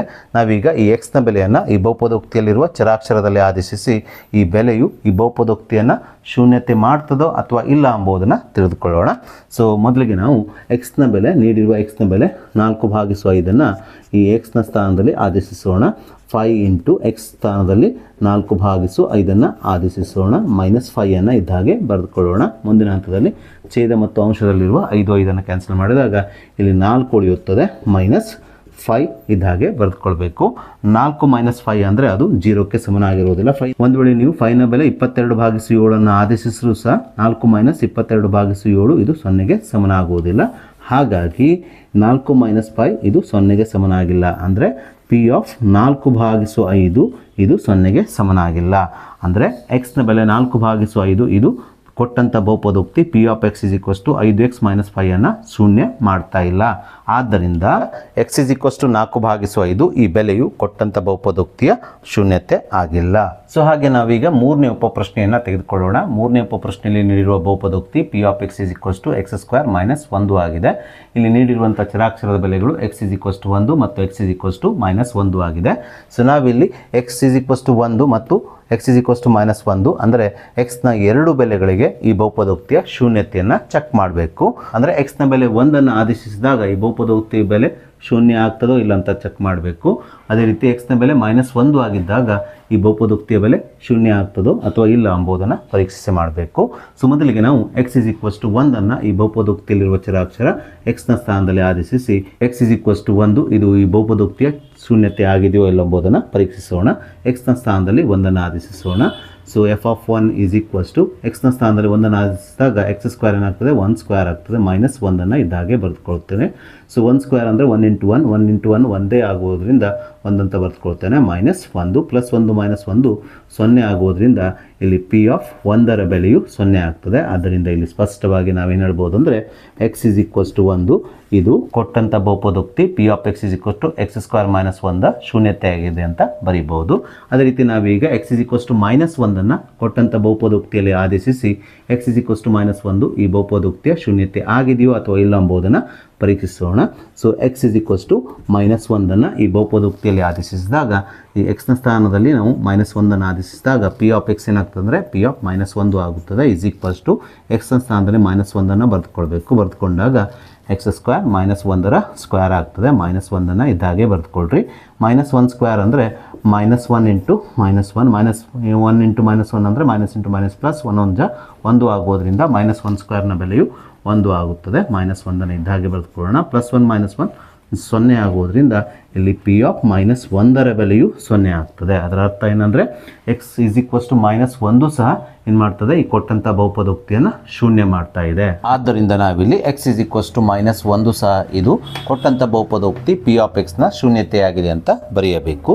ಹಾಗೆ ನಾವೀಗ 4ನೇ ಉಪಪ್ರಶ್ನೆಯನ್ನು ತೆಗೆದುಕೊಳ್ಳೋಣ. 4ನೇ ಉಪಪ್ರಶ್ನೆಯಲ್ಲಿ ನೀಡಿರುವ ಬಹುಪದೋಕ್ತಿ p of x is equals to x+1 into x - 2 ಆಗಿದೆ. ಸೊ ಇಲ್ಲಿ ನೀಡಿರುವ ಚರಾಕ್ಷರದ ಬೆಲೆ ಎಕ್ಸ್ ಇಸ್ ಈಕ್ವಲ್ಸ್ ಟು -1 ಮತ್ತು ಎಕ್ಸ್ ಇಸ್ ಈಕ್ವಲ್ಸ್ ಟು 2 ಆಗಿದೆ. ನಾವೀಗ ಈ ಚರಾಕ್ಷರ ಎಕ್ಸ್ನ ಬೆಲೆಗಳಿಗೆ ಈ ಬಹುಪದೋಕ್ತಿಯು ಶೂನ್ಯ ಆಗ್ತದಾ ಅಥವಾ ಇಲ್ಲ ಎಂಬುದನ್ನು ಪರೀಕ್ಷೆ ಮಾಡಬೇಕು. ಮೊದಲಿಗೆ ನಾವು ಎಕ್ಸ್ ಇಸ್ ಈಕ್ವಲ್ಸ್ ಟು -1 ಈ ಬಹುಪದೋಕ್ತಿಯ ಚರಾಕ್ಷರ ಎಕ್ಸ್ನ ಸ್ಥಾನದಲ್ಲಿ ಆದೇಶಿಸಿ ಈ ಬಹುಪದೋಕ್ತಿಯ ಬೆಲೆಯು ಈ ಎಕ್ಸ್ ಇಸ್ ಈಕ್ವಲ್ಸ್ ಟು -1ಕ್ಕೆ 0 ಆಗ್ತದಾ ಇಲ್ಲ ಎಂಬುದನ್ನು ಪರೀಕ್ಷಿಸೋಣ. ಮೊದಲಿಗೆ ನಾವು ಎಕ್ಸ್ನ ಸ್ಥಾನದಲ್ಲಿ -1 ಆದೇಶಿಸೋಣ. ಈಸ್ ಈಕ್ವಲ್ಸ್ ಟು ಎಕ್ಸ್ನ ಸ್ಥಾನದಲ್ಲಿ -1 ಬರೆದುಕೊಳ್ಬೇಕು. +1 -1 -2 ಇದ್ದಾಗೆ ಬರೆದುಕೊಳ್ಬೇಕು. -1 + 1 0 ಆಗ್ತದೆ. -1 -2 -3 ಆಗುತ್ತದೆ. 0 × 3 ಅಂದರೆ 0ನೇ ಆಗುವುದರಿಂದ ಇಲ್ಲಿ ಪಿ ಆಫ್ -1 ಬೆಲೆಯು 0 ಆಗ್ತದೆ. ಹಾಗಾಗಿ ಇಲ್ಲಿ ಸ್ಪಷ್ಟವಾಗಿ ಎಕ್ಸ್ನ ಬೆಲೆ -1 ಆಗಿದ್ದಾಗ ಈ ಬಹುಪದೋಕ್ತಿಯ ಬೆಲೆ ಏನಾಗ್ತದೆ, 0 ಆಗ್ತದೆ. ಹಾಗಾಗಿ ಎಕ್ಸ್ ಇಸ್ ಈಕ್ವಲ್ಸ್ ಟು -1 ಇದು ಈ ಬಹುಪದೋಕ್ತಿಯ ಶೂನ್ಯತೆಯಾಗಿದೆ. ಸೊ ಆದ್ದರಿಂದ ಎಕ್ಸ್ ಇಸ್ ಈಕ್ವಲ್ಸ್ ಟು -1 ಇದು ಕೊಟ್ಟಂಥ ಬಹುಪದೋಕ್ತಿಯ ಶೂನ್ಯತೆಯಾಗಿದೆ ಅಂತ ನಾವಿಲ್ಲಿ ಬರೆಯಬೇಕು. ಇದೇ ರೀತಿ ನಾವು ಈಗ ಪ್ರಶ್ನೆಯಲ್ಲಿ ಕೊಟ್ಟಿರುವ ಎಕ್ಸ್ನ ಮತ್ತೊಂದು ಬೆಲೆ ಎಕ್ಸ್ ಇಸ್ ಈಕ್ವಲ್ಸ್ ಟು 2 ಇದು ಈ ಬಹುಪದೋಕ್ತಿಯ ಶೂನ್ಯತೆ ಆಗ್ತದೋ ಅಥವಾ ಇಲ್ಲ ಎಂಬುದನ್ನು ಪರೀಕ್ಷೆ ಮಾಡಬೇಕು. ಅದಕ್ಕೋಸ್ಕರ ನಾವಿಲ್ಲಿ ಎಕ್ಸ್ನ ಬೆಲೆ 2 ಕೊಟ್ಟಂಥ ಬಹುಪದೋಕ್ತಿಯಲ್ಲಿರುವ ಚರಾಕ್ಷರ ಎಕ್ಸ್ನ ಸ್ಥಾನದಲ್ಲಿ ಆದೇಶಿಸಬೇಕು, ಅಂದರೆ ಹಾಕಬೇಕು. ಹಾಕಿ ಇದನ್ನು ಸಂಕ್ಷೇಪಿಸಿದಾಗ ಪಿ ಆಫ್ 2 ಬೆಲೆ 0 ಆಗ್ತದೆ ಇಲ್ಲ ಎಂಬುದನ್ನು ಪರೀಕ್ಷೆ ಮಾಡಬೇಕು. ಸೊ ಎಕ್ಸ್ನ ಸ್ಥಾನದಲ್ಲಿ 2 ಹಾಕಿದಾಗ ಪಿ ಆಫ್ ಎಕ್ಸ್ ಏನಾಗ್ತದೆ, ಪಿ ಆಫ್ 2 ಆಗ್ತದೆ. ಇಸ್ ಈಕ್ವಲ್ಸ್ ಟು ಎಕ್ಸ್ನ ಸ್ಥಾನದಲ್ಲಿ 2 ಹಾಕಿದಾಗ x+1 ಏನಾಗ್ತದೆ, 2 + 1 ಆಗುತ್ತದೆ. ಇಂಟು ಎಕ್ಸ್ನ ಸ್ಥಾನದಲ್ಲಿ 2 ಹಾಕಿದಾಗ ಇದು 2 - 2 ಆಗುತ್ತದೆ. ಸೊ 2 + 1 3 ಆಗುತ್ತದೆ. ಇಂಟು 2 - 2 0 ಆಗ್ತದೆ. 3 × 0 ಅಂದರೆ 0ನೇ ಆಗುವುದರಿಂದ ಇಲ್ಲಿ ಪಿ ಆಫ್ 2 ಬೆಲೆಯು ಸಹ 0 ಆಗ್ತದೆ. ಆದ್ದರಿಂದ ಇಲ್ಲಿ ಸ್ಪಷ್ಟವಾಗಿ ಎಕ್ಸ್ ಇಸ್ ಈಕ್ವಲ್ಸ್ ಟು 2 ಸಹ ಈ ಬಹುಪದೋಕ್ತಿಯ ಶೂನ್ಯತೆಯಾಗಿದೆ. ಸೊ ಅದನ್ನೇ ನಾವಿಲ್ಲಿ ಬರೆದುಕೊಳ್ಳೋಣ. So x is equals to 2 ಇದು ಕೊಟ್ಟಂಥ ಬಹುಪದೋಕ್ತಿ ಪಿ ಆಫ್ ಎಕ್ಸ್ನ ಶೂನ್ಯತೆಯಾಗಿದೆ ಅಂತ ಬರೆಯೋಣ. ಸೊ ಹಾಗೆ ನಾವೀಗ 5ನೇ ಉಪಪ್ರಶ್ನೆಯನ್ನು ತೆಗೆದುಕೊಳ್ಳೋಣ. 5ನೇ ಉಪಪ್ರಶ್ನೆಯಲ್ಲಿ ನೀಡಿರುವ ಬಹುಪದೋಕ್ತಿ p of x is equals to x². ಇಲ್ಲಿ ಎಕ್ಸ್ನ ಬೆಲೆ 0 ಆಗಿ ನೀಡಿದ್ದಾರೆ. ನಾವೀಗ ಈ ಎಕ್ಸ್ನ ಬೆಲೆ 0ಯು ಈ ಬಹುಪದೋಕ್ತಿಯ ಶೂನ್ಯತೆಯಾಗಿದೆ ಅಥವಾ ಇಲ್ಲೋ ಎಂಬುದನ್ನು ಪರೀಕ್ಷಿಸೋಣ. ಸೊ ಮೊದಲಿಗೆ ನಾವು ಎಕ್ಸ್ನ ಸ್ಥಾನದಲ್ಲಿ 0 ಆದೇಶಿಸೋಣ. ಎಕ್ಸ್ನ ಸ್ಥಾನದಲ್ಲಿ 0 ಆದೇಶಿಸಿದಾಗ ಪಿ ಆಫ್ ಎಕ್ಸ್ ಏನಾಗ್ತದೆ, ಪಿ ಆಫ್ 0 ಆಗ್ತದೆ. ಈಸ್ ಈಕ್ವಲ್ಸ್ ಟು ಎಕ್ಸ್ನ ಸ್ಥಾನದಲ್ಲಿ 0 ಹಾಕಿದಾಗ x² ಏನಾಗ್ತದೆ, 0² ಆಗ್ತದೆ. 0² ಬೆಲೆ 0ನೇ ಆಗೋದ್ರಿಂದ ಇಲ್ಲಿ ಪಿ ಆಫ್ 0 ಬೆಲೆ 0 ಆಗ್ತದೆ. ಹಾಗಾಗಿ ಇಲ್ಲಿ ಸ್ಪಷ್ಟವಾಗಿ 0 ಇದು ಈ ಬಹುಪದೋಕ್ತಿಯ ಶೂನ್ಯತೆಯಾಗಿದೆ. ಅದನ್ನೇ ನಾವಿಲ್ಲಿ ಬರೆಯಬೇಕು. ಎಕ್ಸ್ ಇಸ್ ಈಕ್ವಲ್ಸ್ ಟು 0 ಇದು ಕೊಟ್ಟಂಥ ಬಹುಪದೋಕ್ತಿ ಪಿ ಆಫ್ ಎಕ್ಸ್ನ ಶೂನ್ಯತೆಯಾಗಿದೆ ಅಂತ. ಸೊ ಇದಾದ ನಂತರ ನಾವೀಗ 6ನೇ ಉಪಪ್ರಶ್ನೆಯನ್ನು ತೆಗೆದುಕೊಳ್ಳೋಣ. 6ನೇ ಉಪಪ್ರಶ್ನೆಯಲ್ಲಿ ನೀಡಿರುವ ಬಹುಪದೋಕ್ತಿ p of x is equals to LX + M x is equals to -M/L ಅಂತ ನೀಡಿದ್ದಾರೆ. ನಾವೀಗ ಈ ಎಕ್ಸ್ನ ಬೆಲೆ -M/L ಇದು ಈ ಬಹುಪದೋಕ್ತಿಯ ಶೂನ್ಯತೆ ಆಗಿದೆಯೋ ಅಥವಾ ಇಲ್ಲ ಎಂಬುದನ್ನು ಪರೀಕ್ಷಿಸೋಣ. ಸೊ ಮೊದಲಿಗೆ ನಾವು ಎಕ್ಸ್ನ ಸ್ಥಾನದಲ್ಲಿ ಎಕ್ಸ್ನ ಬೆಲೆ -M/L ಅನ್ನು ಆದೇಶಿಸೋಣ. ಹಾಗೆ ಇಲ್ಲಿ L ಅಂತ ಇದೆ, L ಅನ್ನು ಇದ್ದಾಗೆ ಬರೆದುಕೊಳ್ಳೋಣ. ಎಕ್ಸ್ನ ಸ್ಥಾನದಲ್ಲಿ -M/L ಅನ್ನು ಬರೆದುಕೊಳ್ಳೋಣ. ಪ್ಲಸ್ M ಅನ್ನು ಇದ್ದ ಹಾಗೆ ಬರೆದುಕೊಳ್ಳೋಣ. ಇಲ್ಲಿರುವ L ಮತ್ತು L ಅನ್ನು ಕ್ಯಾನ್ಸಲ್ ಮಾಡಿದಾಗ ಇಲ್ಲಿ ಉಳಿಯುತ್ತದೆ -M + M ಮಾತ್ರ ಉಳಿಯುತ್ತದೆ. -M + M ಕ್ಯಾನ್ಸಲ್ ಆಗಿ ಉಳಿಯುವುದು 0 ಮಾತ್ರ. ಆದ್ದರಿಂದ ಇಲ್ಲಿ ಪಿ ಆಫ್ -M/L ಬೆಲೆಯು 0 ಆಗುವುದರಿಂದ ಇಲ್ಲಿ ಕೊಟ್ಟಂಥ ಎಕ್ಸ್ನ ಬೆಲೆ -M/L ಇದು ಈ ಕೊಟ್ಟಂಥ ಬಹುಪದೋಕ್ತಿಯ ಶೂನ್ಯತೆ ಆಗಿರುತ್ತದೆ. ಸೊ ಆದ್ದರಿಂದ X is equals to -M/L ಇದು ಕೊಟ್ಟಂಥ ಬಹುಪದೋಕ್ತಿಯ ಶೂನ್ಯತೆಯಾಗಿದೆ ಅಂತ ನಾವಿಲ್ಲಿ ಬರೆಯಬೇಕು. ಸೊ ಇದಾದ ನಂತರ ನಾವೀಗ 7ನೇ ಉಪಪ್ರಶ್ನೆಯನ್ನು ತೆಗೆದುಕೊಳ್ಳೋಣ. 7ನೇ ಉಪಪ್ರಶ್ನೆಯಲ್ಲಿ ನೀಡಿರುವ ಬಹುಪದೋಕ್ತಿ p of x is equals to 3x² - 1 ಹಾಗೆ ಇಲ್ಲಿ ಎಕ್ಸ್ನ ಬೆಲೆಗಳನ್ನು -1/3 ಮತ್ತು 2/3 ಅಂತ ನೀಡಿದ್ದಾರೆ. ಇವೆರಡು ಬೆಲೆಗಳು ಈ ಬಹುಪದೋಕ್ತಿಯ ಶೂನ್ಯತೆ ಆಗಿದೆಯೋ ಅಥವಾ ಇಲ್ಲ ಎಂಬುದನ್ನು ನಾವೀಗ ಪರೀಕ್ಷಿಸೋಣ. ಅದಕ್ಕೋಸ್ಕರ ನಾವು ಇಲ್ಲಿ ಎಕ್ಸ್ನ ಸ್ಥಾನದಲ್ಲಿ ಎಕ್ಸ್ನ ಬೆಲೆ -1/3 ಆದೇಶಿಸಬೇಕು. ಇಸ್ ಈಕ್ವಲ್ಸ್ ಟು 3 ಇಂಟು ಎಕ್ಸ್ನ ಸ್ಥಾನದಲ್ಲಿ -1/3 ಆದೇಶಿಸಿದಾಗ ಸೊ x² ಏನಾಗ್ತದೆ -1/3 ಸಂಪೂರ್ಣ ವರ್ಗವಾಗುತ್ತದೆ. -1 ಇದ್ದಾಗೆ ಬರೆದುಕೊಳ್ಬೇಕು. ಸೊ 3 ಇದ್ದಾಗೆ ಬರೆದುಕೊಳ್ಳೋಣ. -1 ವರ್ಗ ಅಂದರೆ -1 ಇಂಟು -1 +1 ಆಗುತ್ತದೆ. ಭಾಗಿಸು ವರ್ಗಮೂಲ 3 ವರ್ಗ ಅಂದರೆ ಇಲ್ಲಿ ವರ್ಗ ಮತ್ತು ವರ್ಗಮೂಲ ಕ್ಯಾನ್ಸಲ್ ಆಗಿ ಏನು ಉಳಿಯುತ್ತದೆ 3 ಮಾತ್ರ ಉಳಿಯುತ್ತದೆ. ಸೊ -1 ಇದ್ದಾಗೆ ಬರೆದುಕೊಳ್ಳೋಣ. ಇಲ್ಲಿ 3 ಮತ್ತು 3 ಕ್ಯಾನ್ಸಲ್ ಆಗಿ 1 ಉಳಿಯುತ್ತದೆ. 1 ಮೈನಸ್ ಈ 1 ಇದ್ದಾಗೆ ಬರೆದುಕೊಳ್ಳೋಣ. 1 - 1 ಅಂದರೆ 0 ಆಗುವುದರಿಂದ ಈ ಬಹುಪದೋಕ್ತಿಯ ಬೆಲೆ ಏನಾಗ್ತದೆ 0 ಆಗ್ತದೆ. ಹಾಗಾಗಿ ಇಲ್ಲಿ ಸ್ಪಷ್ಟವಾಗಿ -1/3 ಇದು ಈ ಬಹುಪದೋಕ್ತಿಯ ಶೂನ್ಯತೆಯಾಗಿದೆ. ಅದನ್ನೇ ನಾವಿಲ್ಲಿ ಬರೆಯಬೇಕು. x = -1/√3 ಇದು p(x)ನ ಶೂನ್ಯತೆಯಾಗಿದೆ ಅಂತ. ಅದೇ ರೀತಿ ನಮಗೆ x ನ ಮತ್ತೊಂದು ಬೆಲೆಯನ್ನು ಕೊಟ್ಟಿದ್ದಾರೆ.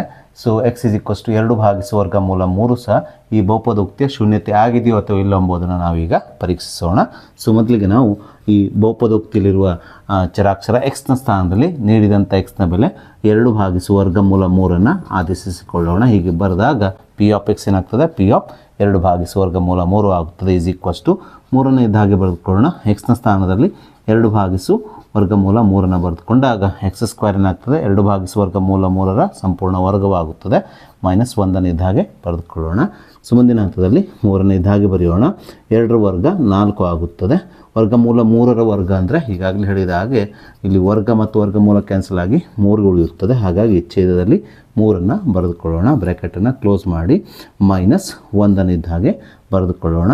ಸೊ ಇಲ್ಲಿ 3 ಮತ್ತು 3 ಕ್ಯಾನ್ಸಲ್ ಆಗಿ ಇಲ್ಲಿ ಉಳಿಯುತ್ತದೆ 4 ಉಳಿಯುತ್ತದೆ. -1 ಇದ್ದಾಗೆ ಬರೆದುಕೊಳ್ಳೋಣ. ಸೊ 4 - 1 ಅಂದರೆ 3 ಆಗುತ್ತದೆ. ಹಾಗಾಗಿ ಇಲ್ಲಿ ಸ್ಪಷ್ಟವಾಗಿ p(2/√3) ಬೆಲೆ ಏನಾಗಿಲ್ಲ 0 ಆಗಿಲ್ಲ. ಸೊ ಆದ್ದರಿಂದ ನಾವೇನು ಹೇಳ್ಬೋದು, ಇಲ್ಲಿ ಕೊಟ್ಟಂಥ ಎಕ್ಸ್ನ ಬೆಲೆ 2/√3 ಇದು ಕೊಟ್ಟಂಥ ಬಹುಪದೋಕ್ತಿಯ p(x)ನ ಶೂನ್ಯತೆ ಆಗಿಲ್ಲ. ಸೊ ಹಾಗೆ ನಾವೀಗ 3ನೇ ಮುಖ್ಯ ಪ್ರಶ್ನೆಯಲ್ಲಿರುವ ಕೊನೆಯ ಉಪಪ್ರಶ್ನೆ 8ನೇ ಉಪಪ್ರಶ್ನೆಯನ್ನು ತೆಗೆದುಕೊಳ್ಳೋಣ. ಈ ಉಪಪ್ರಶ್ನೆಯಲ್ಲಿ ನೀಡಿರುವ ಬಹುಪದೋಕ್ತಿ p(x) = 2x + 1. ಇಲ್ಲಿ x ನ ಬೆಲೆಯನ್ನು ನಮಗೆ 1/2 ಆಗಿ ನೀಡಿದ್ದಾರೆ. ನಾವೀಗ ಈ 1/2 ಇದು ಈ ಬಹುಪದೋಕ್ತಿಯ ಶೂನ್ಯತೆ ಆಗಿದೆಯೋ ಅಥವಾ ಇಲ್ಲ ಎಂಬುದನ್ನು ಪರೀಕ್ಷಿಸೋಣ.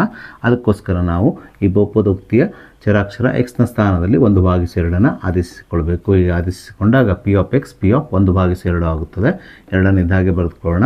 x ನ ಸ್ಥಾನದಲ್ಲಿ 1/2 ಬರೆದುಕೊಳ್ಳೋಣ. +1 ಇಲ್ಲಿ ಅಂಶ ಮತ್ತು ಛೇದದಲ್ಲಿರುವ 2 ಕ್ಯಾನ್ಸಲ್ ಆದಾಗ 1 + 1 ಉಳಿಯುತ್ತದೆ. 1 + 1 ಅಂದರೆ 2 ಆಗುವುದರಿಂದ ಇಲ್ಲಿ ಸ್ಪಷ್ಟವಾಗಿ p(x) ನ ಬೆಲೆ ಏನಾಗಿಲ್ಲ 0 ಆಗಿಲ್ಲ. ಅಂದರೆ ಇಲ್ಲಿ 1/2 ಇದು ಈ ಬಹುಪದೋಕ್ತಿಯ ಶೂನ್ಯತೆಯಾಗಿಲ್ಲ. ಅದನ್ನು ನಾವಿಲ್ಲಿ ಬರೆಯಬೇಕು. ಸೊ ಆದ್ದರಿಂದ x = 1/2 ಇದು p(x)ನ ಶೂನ್ಯತೆಯಾಗಿಲ್ಲ ಅಂತ ಬರೆಯಬೇಕು. ಸೊ ಹಾಗೆ ನಾವೀಗ ಈ ಅಭ್ಯಾಸದ ಕೊನೆಯ ಪ್ರಶ್ನೆ 4ನೇ ಪ್ರಶ್ನೆಯನ್ನು ತೆಗೆದುಕೊಳ್ಳೋಣ. 4ನೇ ಪ್ರಶ್ನೆಯಲ್ಲಿ ನಮಗೆ ಈ ಕೆಳಗಿನ ಪ್ರತಿಯೊಂದು ಬಹುಪದೋಕ್ತಿಯ ಶೂನ್ಯತೆಯನ್ನು ಕಂಡುಹಿಡಿಯಿರಿ ಅಂತ ಹೇಳಿ ನಮಗೆ ಇಲ್ಲಿ 7 ಉಪಪ್ರಶ್ನೆಯಲ್ಲಿ 7 ಬಹುಪದೋಕ್ತಿಗಳನ್ನು ನೀಡಿದ್ದಾರೆ. ಈ 7 ಬಹುಪದೋಕ್ತಿಗಳ ಶೂನ್ಯತೆಗಳನ್ನು ನಾವೀಗ ಕಂಡುಹಿಡಿಯಬೇಕು. ಯಾವುದೇ ಒಂದು ಬಹುಪದೋಕ್ತಿಯ ಶೂನ್ಯತೆಯನ್ನು ಕಂಡುಹಿಡಿಯಬೇಕಾದ್ರೆ ನಾವು ಆ ಬಹುಪದೋಕ್ತಿಯನ್ನು ಬಿಡಿಸಬೇಕಾಗ್ತದೆ. ಅಂದರೆ ಆ ಬಹುಪದೋಕ್ತಿಯನ್ನು ಸಮೀಕರಣವನ್ನು ಮಾಡಿಕೊಂಡು ಆ ಸಮೀಕರಣವನ್ನು ಬಿಡಿಸಿ ಆ ಬಹುಪದೋಕ್ತಿಯ ಶೂನ್ಯತೆಯನ್ನು ಕಂಡುಹಿಡಿಯಬೇಕಾಗ್ತದೆ. ಫಾರ್ ಎಕ್ಸಾಂಪಲ್ ಕೊಟ್ಟಂಥ ಮೊದಲನೇ ಉಪಪ್ರಶ್ನೆಯಲ್ಲಿ p(x) = x + 5 ಅಂತ ಇದೆಯಲ್ಲ. ಸೊ ಇಲ್ಲಿ ನಾವು ಏನು ಮಾಡ್ಕೊಳ್ಬೇಕಂದ್ರೆ p(x) = 0 ಅಂತ ಮಾಡಿಕೊಂಡು ಒಂದು ಸಮೀಕರಣವನ್ನು ಮಾಡ್ಕೊಳ್ಬೇಕು. ಅಂದರೆ x + 5 = 0 ಅಂತ ಮಾಡಿಕೊಂಡು ಒಂದು ಸಮೀಕರಣವನ್ನು ಮಾಡಿಕೊಂಡು ತದನಂತರ ಈ ಸಮೀಕರಣವನ್ನು ಬಿಡಿಸಿ x ನ ಬೆಲೆಯನ್ನು ಕಂಡುಹಿಡಿದ್ರೆ ನಮಗೆ ಈ ಬಹುಪದೋಕ್ತಿಯ ಶೂನ್ಯತೆ ಸಿಗ್ತದೆ. ಇದೇ ರೀತಿ ನಾವು ಉಳಿದ 7 ಪ್ರಶ್ನೆಗಳಿಗೂ ಇದೇ ರೀತಿ ವಿಧಾನವನ್ನು ಬಳಸಿಕೊಂಡು ಶೂನ್ಯತೆಯನ್ನು ಕಂಡುಹಿಡಿಯಬೇಕು. ಸೊ ಮೊದಲಿಗೆ ನಾವು ಮೊದಲನೇ ಉಪಪ್ರಶ್ನೆಯನ್ನು ತೆಗೆದುಕೊಳ್ಳೋಣ. ಸೊ ಮೊದಲನೇ ಉಪಪ್ರಶ್ನೆಯಲ್ಲಿ ನೀಡಿರುವ ಬಹುಪದೋಕ್ತಿ p(x) = x + 5 ಆಗಿದೆ. ಸೊ ಈ ಬಹುಪದೋಕ್ತಿಯ ಶೂನ್ಯತೆಯನ್ನು ಕಂಡುಹಿಡಿಯಬೇಕಾದ್ರೆ ನಾವು ಮೊದಲಿಗೆ p(x) = 0 ಮಾಡ್ಕೊಳ್ಬೇಕು ಅಥವಾ x + 5 = 0 ಅಂತ ಮಾಡಿಕೊಂಡು ಒಂದು ಸಮೀಕರಣವನ್ನು ಮಾಡಬೇಕು. ನಾವೀಗ ಈ ಸಮೀಕರಣವನ್ನು ಬಿಡಿಸಿ x ನ ಬೆಲೆಯನ್ನು ಕಂಡುಹಿಡಿದು ಈ ಬಹುಪದೋಕ್ತಿಯ ಶೂನ್ಯತೆಯನ್ನು ಕಂಡುಹಿಡಿಯಬೇಕು. ಸಮೀಕರಣ ಬಿಡಿಸೋದಂದರೆ x ನ ಬೆಲೆಯನ್ನು ಕಂಡುಹಿಡಿಯೋದು. ಸೊ +5 ಅನ್ನು ಬಲಭಾಗಕ್ಕೆ ಸ್ಥಳಾಂತರಿಸಿದಾಗ +5 ಏನಾಗ್ತದೆ -5 ಆಗ್ತದೆ. ಆದ್ದರಿಂದ ಇಲ್ಲಿ x = -5 ಎಂಬುದೇನಿದೆಯಲ್ಲ ಇದು ಈ ಬಹುಪದೋಕ್ತಿಯ ಶೂನ್ಯತೆಯಾಗಿದೆ. ಸೊ ಆದ್ದರಿಂದ ಇಲ್ಲಿ x ನ ಬೆಲೆ -5 ಇದು ಕೊಟ್ಟಂಥ ಕೊಟ್ಟಂಥ ಬಹುಪದೋಕ್ತಿಯ ಶೂನ್ಯತೆಯಾಗಿದೆ. ಅಂದರೆ ಎಕ್ಸ್ನ ಬೆಲೆ -5 ಈ ಬಹುಪದೋಕ್ತಿಯಲ್ಲಿ ಆದೇಶಿಸಿದಾಗ ಈ ಬಹುಪದೋಕ್ತಿಯ ಬೆಲೆ ಏನು ಬರ್ತದೆ ಅಂದರೆ 0 ಬರ್ತದೆ. ನೋಡಿ, ಎಕ್ಸ್ನ ಸ್ಥಾನದಲ್ಲಿ -5 ಆದೇಶಿಸಿದಾಗ -5 + 5 ಏನಾಗ್ತದೆ 0 ಆಗ್ತದೆ. ಹಾಗಾಗಿ x = -5 ಅಥವಾ -5 ಇದು ಕೊಟ್ಟಂಥ ಬಹುಪದೋಕ್ತಿಯ ಶೂನ್ಯತೆಯಾಗಿದೆ.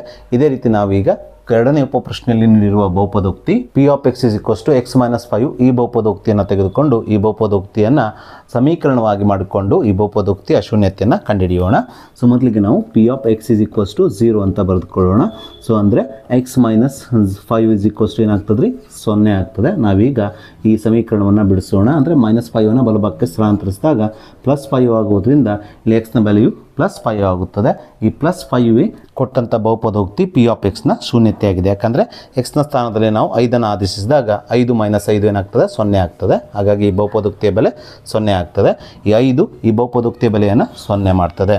ಸೊ ಹೀಗೆ ನಾವು ಕೊಟ್ಟಂಥ ಬಹುಪದೋಕ್ತಿಯ ಶೂನ್ಯತೆಯನ್ನು ಕಂಡುಹಿಡಿಯಬೇಕು. ಸೊ ಇದೇ ರೀತಿ ನಾವೀಗ ಮೂರನೇ ಉಪಪ್ರಶ್ನೆಯಲ್ಲಿ ನೀಡಿರುವ ಬಹುಪದೋಕ್ತಿ p of x = 2x + 5 ಅನ್ನು ತೆಗೆದುಕೊಂಡು ಈ ಬಹುಪದೋಕ್ತಿಯ ಶೂನ್ಯತೆಯನ್ನು ಇದೇ ವಿಧಾನದ ಮೂಲಕ ಕಂಡುಹಿಡಿಯೋಣ.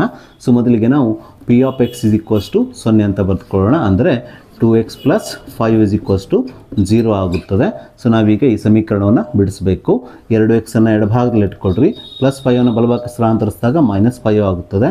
ಸೊ ಅದೇ ರೀತಿ ಇಲ್ಲಿ 2 × x ಅಂತ ಇದೆ. ಈ 2 ಬಲಭಾಗಕ್ಕೆ ಸ್ಥಳಾಂತರಿಸಿದಾಗ 2 ಗುಣಿಸು ಇದ್ದದ್ದೇನಾಗ್ತದೆ ಬಲಭಾಗಕ್ಕೆ ಹೋದಾಗ ಭಾಗಿಸು ಆಗೋದ್ರಿಂದ ಇಲ್ಲಿ x ನ ಬೆಲೆಯು -5/2 ಆಗುತ್ತದೆ. ಸೊ ಹಾಗಾಗಿ -5/2 ಇದು ಕೊಟ್ಟಂಥ ಬಹುಪದೋಕ್ತಿಯ ಶೂನ್ಯತೆ ಆಗಿದೆ. ಅದನ್ನೇ ನಾವಿಲ್ಲಿ ಬರೆಯಬೇಕು.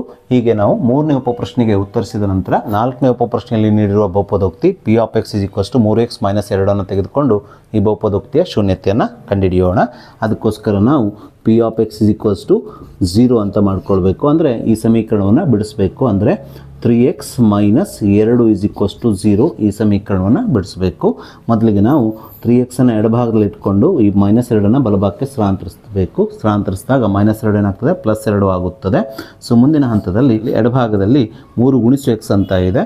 ಸೊ x ಎಡಭಾಗದಲ್ಲಿ ಇಟ್ಕೊಂಡು 3 ಬಲಭಾಗಕ್ಕೆ ಸ್ಥಳಾಂತರಿಸಿದಾಗ 3 ಗುಣಿಸು ಅಂತ ಇದ್ದದ್ದು ಬಲಭಾಗಕ್ಕೆ ಹೋದಾಗ ಈ 3 ಭಾಗಿಸು 3 ಆಗುತ್ತದೆ. ಆದ್ದರಿಂದ ಇಲ್ಲಿ x ನ ಬೆಲೆಯು 2/3 ಆಗುತ್ತದೆ. ಆದ್ದರಿಂದ ಇಲ್ಲಿ 2/3 ಇದು ಕೊಟ್ಟಂಥ ಬಹುಪದೋಕ್ತಿಯ ಶೂನ್ಯತೆಯಾಗಿದೆ. ಅಂದರೆ ಈ 2/3 ಏನು ಮಾಡ್ತದೆ ಈ ಬಹುಪದೋಕ್ತಿಯ ಬೆಲೆಯನ್ನು 0 ಆಗಿ ಮಾಡುತ್ತದೆ. ಅಂದರೆ ಇಲ್ಲಿ 2/3 x ನ ಸ್ಥಾನದಲ್ಲಿ ಆದೇಶಿಸಿದಾಗ p of x ನ ಬೆಲೆ ಏನಾಗ್ತದೆ 0 ಆಗ್ತದೆ. ಹಾಗಾಗಿ ಈ 2/3 ಇದು p of x ನ ಶೂನ್ಯತೆಯಾಗಿದೆ ಅಂತ ನಾವು ಬರೆಯಬೇಕು. ಹಾಗೆ ನಾವೀಗ ಐದನೇ ಉಪಪ್ರಶ್ನೆಯನ್ನು ತೆಗೆದುಕೊಳ್ಳೋಣ. ಐದನೇ ಉಪಪ್ರಶ್ನೆಯಲ್ಲಿ ನೀಡಿರುವ ಬಹುಪದೋಕ್ತಿ p of x = 3x ಆಗಿದೆ. ಇದನ್ನು ಸಹ ನಾವು ಹಿಂದಿನ ಪ್ರಶ್ನೆಯನ್ನು ಬಿಡಿಸಿದ ರೀತಿಯಲ್ಲೇ ಬಿಡಿಸೋಣ.